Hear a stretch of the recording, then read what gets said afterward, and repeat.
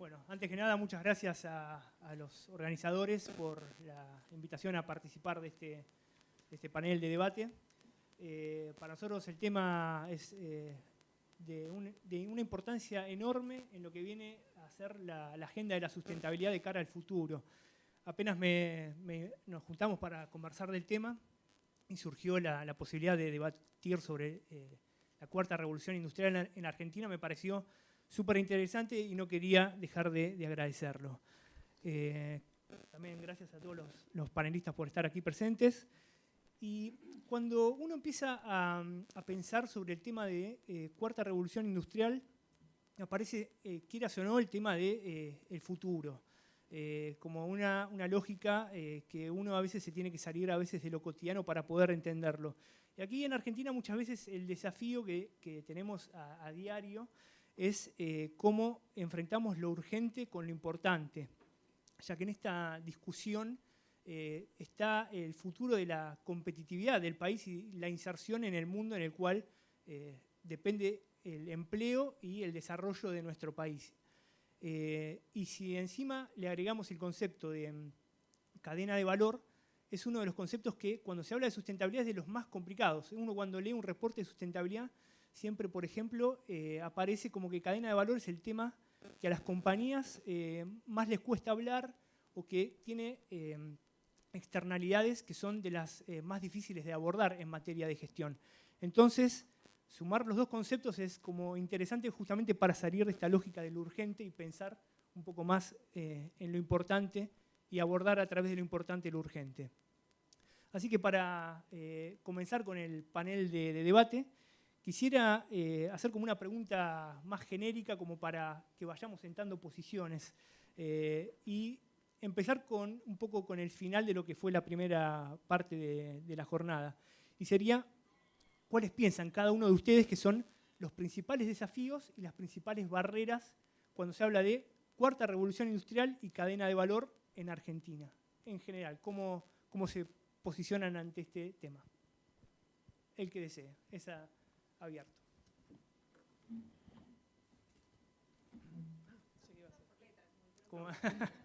Bueno, gracias por la invitación y la verdad que cortito nomás, pero es un panel relativamente joven, y bueno, hablo por mí, y diverso, así que está bueno, digo, pensando en el futuro tiene que ser una cosa así, en cada lugar, ¿no?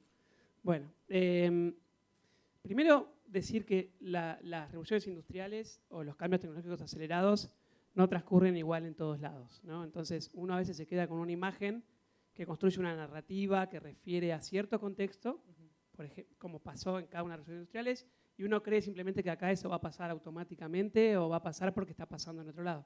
Y eso no es así. Eso tiene que ser construido y direccionado, y la política pública es clave. Pero lo primero que yo diría es, ojo que capaz que acá no pasa la revolución industrial. Los datos que mostraba Ana más temprano sobre el declive relativo a Argentina con respecto a las economías que hacían el cambio tecnológico en el pasado, te da una idea de que puede pasar que solo un puñado de empresas, islas, en términos de la economía argentina, puedan acompañar ese cambio global y después el resto lo esté mirando desde lejos. Eso yo creo que es lo que tenemos que prestar atención. Hay una idea, y por cómo está construida la narrativa en el mundo, que se pone el foco en las habilidades, en los skills, que está bien, pero no se trata solo de habilidades. Habilidades correctas, con empresas que no generan acá renta, con ese tipo de negocios, no te va a dar un aumento en la productividad del país, porque ya lo vimos a eso. O sea, todos los 90, pero en los 2000 pasó algo parecido en toda América Latina.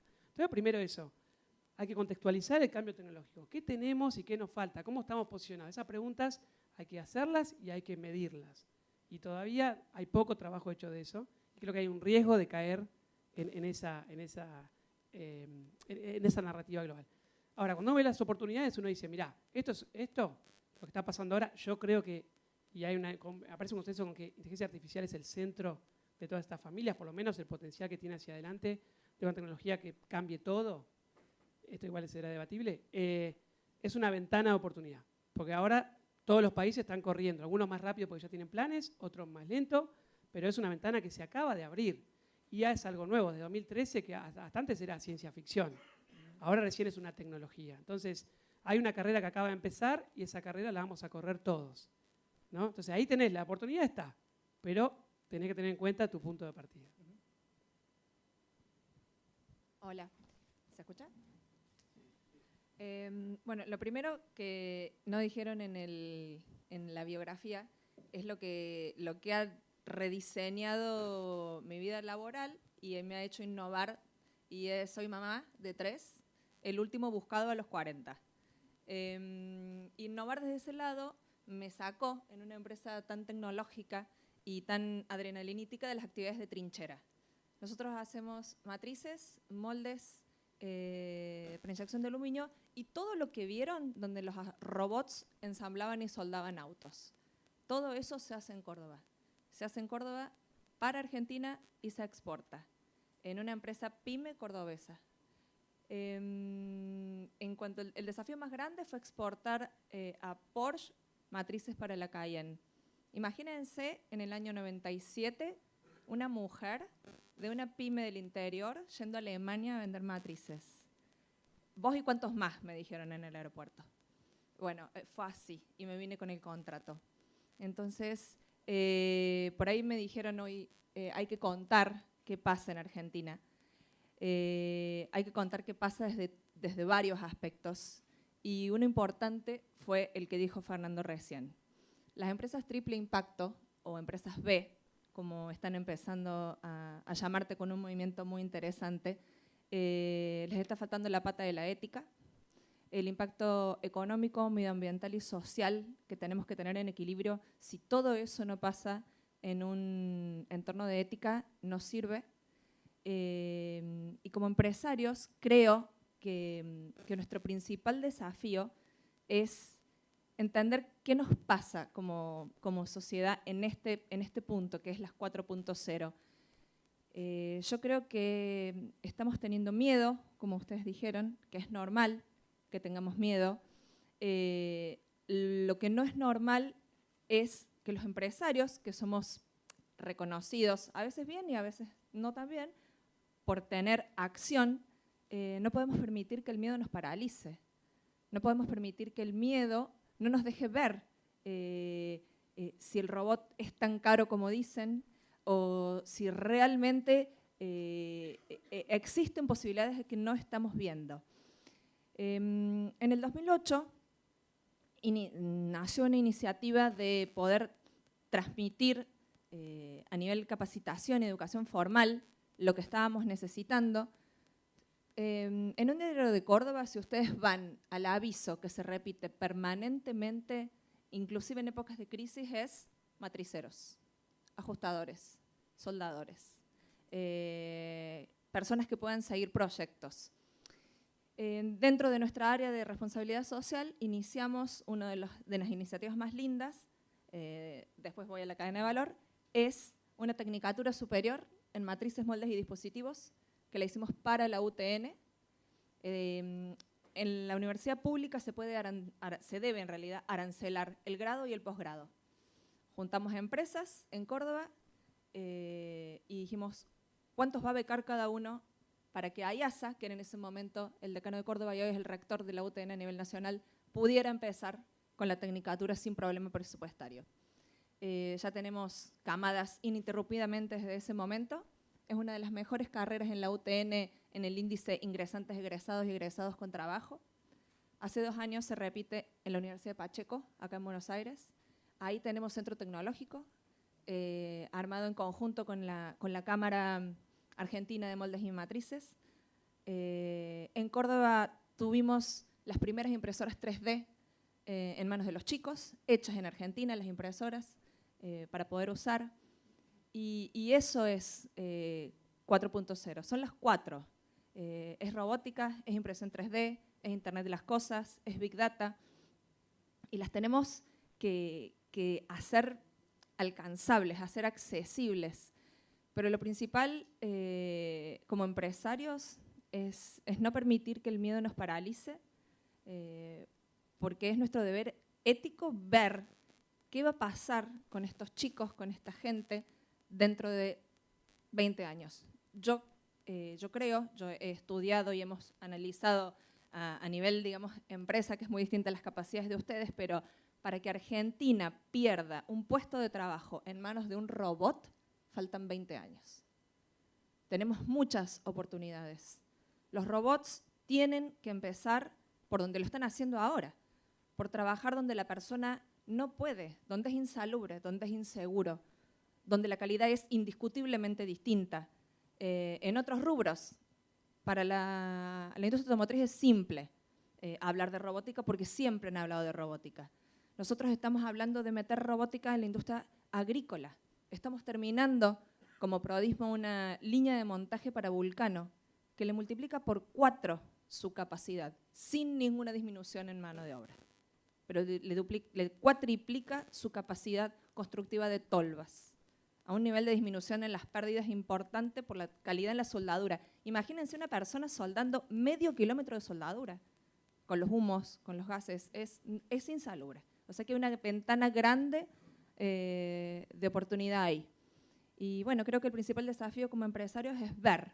No podemos tapar el sol con la mano, tenemos la obligación ética de actuar en consecuencia y de ser los responsables de que dentro de 20 años los hijos de Pedro, que es quien hoy tiene miedo de perder el trabajo, tengan un trabajo asociado a la cantidad de trabajo que se genera alrededor de un puesto tecnológico.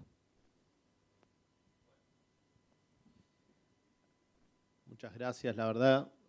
Primero los voy a felicitar porque plantear esta agenda es realmente un logro y me parece que nos han convocado a algo muy interesante. Así que también gracias por la invitación. Yo voy a ir de lo general a lo particular. Creo, en primer lugar, que cualquier proyecto social como un país necesita pensar por sí mismo el futuro. Es a veces, un poco retomando lo de Ramiro, importante tener la advertencia que hay una descripción de ese futuro que quizás no encaja, ni siquiera encaja en los países centrales, porque si uno mira la foto más amplia ve que hay un cambio tecnológico, hay historias mínimas interesantes, de avanzadas, pero eso convive en un contexto de enormes desigualdades. También estamos en el contexto de mayores desigualdades, el crecimiento de la riqueza del PBI en las últimas décadas aumentó y no se repartió. Los trabajadores siguen ganando lo mismo que 2 o 3 décadas atrás, hay un enorme proceso de concentración. Entonces, incluso esas narrativas a veces no engloban las realidades de los que están muy cerca. Nosotros que no estamos tan cerca, tenemos en ese sentido, si queremos tener alguna chance, porque además en estas narrativas, además, muchas veces no tenemos directamente oportunidad, no nos incluye, tenemos que pensar por nosotros mismos qué espacio, qué margen de acción vamos a tener en este contexto de cambio. Y esto es mirar hacia afuera, mirar hacia ese futuro y también saber mirarnos hacia adentro. Y acá retomo un poco lo que señalaba la colega. Argentina es un país muy heterogéneo, tenemos decían 24% de la gente come una vez al día y tenemos empresas que son Fórmula 1. Tenemos que ver cómo cambiamos ese mix y eso es parte de pensar nuestro futuro, viendo estas oportunidades. Yo creo que yendo concretamente y desde la perspectiva de la industria, tenemos que tener una agenda propia, entonces 4.0. No podemos comprar la agenda ni que se discute en Davos, ni que se discute en China, ni se discute en otros lados, porque además, por ejemplo, la tecnología es universal, pero los problemas no son universales. En Alemania o en Japón hay un problema de escasez de mano de obra para muchos servicios intensivos en mano de obra, sumado a un momento político de sociedades que prefieren cerrarse en lugar de abrirse, y entonces la automatización, los robots, vienen a cubrir eso, y ellos lo pueden hacer porque tienen esa tecnología. Acá no estamos en esa situación, no tenemos ni ese mercado laboral tenso donde falta mano de obra para servicios, ni tenemos esa actitud cerrada hacia la inmigración. Entonces, por poner un punto. Entonces, ¿cuál sería esta agenda argentina, esta agenda 4.0 desde la industria? Bueno, primero, no todos son robots. Ya lo dijimos, hay que pensar que esto también tiene mucho de conocimiento del empresario, de dónde le aprieta el zapato. El empresario tiene que empezar a mirar dónde su línea de producción tiene tiempos muertos, dónde hay problemas con los proveedores, conocer mucho más la filosofía y la cadencia del proceso productivo propio para luego sí ver si hay una solución tecnológica que lo ayude. Yo creo que lo que vimos hoy en la mañana es un poco lo que ustedes imaginan que es la industria, pero la industria no es eso. La industria es un montón todavía de ineficiencias, problemas, sobrestocks, paradas, tiempos muertos, etc. Hoy nos estamos acercando a ese ideal de un flujo continuo y sin fricciones en la producción, pero todavía eso no existe. Entonces, ese es el primer punto, pensarlo con primero la filosofía y después el robot. Así lo están haciendo en Japón. La segunda cosa es saber combinar. Argentina tiene condiciones singulares. Tenemos un entramado y una tradición industrial importante. Solo por detrás de México en términos hoy de país. Estamos un poquito por arriba de Brasil. Acá funcionan todas las empresas multinacionales. ¿Por qué? Porque hay pymes que saben responder a los desafíos productivos. Por eso vienen acá. Por eso funciona. Y también tenemos que pensar la articulación con el agro. El agro quizás picó en punta en esto. Tenemos todas las AgTech que deslumbran y son elogio para un país en desarrollo, que esos proveedores tienen que darse vuelta y pensar en una pyme industrial que pueden contribuir, y ya lo tenemos armado. Tenemos también un sistema de ciencia y tecnología que, como se decía antes, da flexibilidad. Y esto es una palabra clave, porque hoy no hay nada más flexible que la inteligencia. Cuando vos necesitas ser flexible, necesitas en especial ser inteligente. Y Argentina tiene esa inteligencia social todavía en una base de educación superior y en especial en equipos de ciencia y tecnología. ¿Puede haber problemas sobre el trabajo? Mira, lo que hay sobre todo es un cuestionamiento al empleo como institución, de donde se construye la protección social. Pero trabajo parece que va a haber más, no menos. De hecho, en Argentina, las veces que lo hemos medido, comprobamos que las empresas, en especial las pequeñas y medianas, que más invierten en tecnología, son las que más puestos de trabajo crean, los que pueden pagar más, pueden llevar ese empleo al empleo en blanco, etc. Con lo cual, Argentina, al ser un país de desarrollo intermedio, de estar en la mitad de tabla, la tecnología lo impulsa para arriba y le permite tener cosas que están presentes en los países centrales. Y por último, digamos, entender muy claramente que esto es hoy la producción, hoy la competencia, hoy generar riqueza, es más que nunca un juego de sistemas, no de Messis aislados, no de grandes empresas o pequeñas empresas maravillosas. No hacen nada si no tienen la trama económica y social.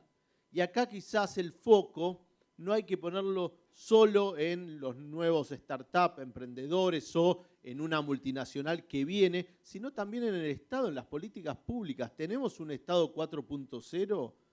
¿El Estado tiene los bienes públicos? Veíamos que los obstáculos son todas responsabilidades colectivas y muchas del Estado. Financiamiento, conectividad, formación. Esa economía del cadete, que le digo yo, la gig economy, es buena porque ablanda condiciones de acceso para los jóvenes, para las mujeres, pero es de bajo salario, no podés crecer mucho.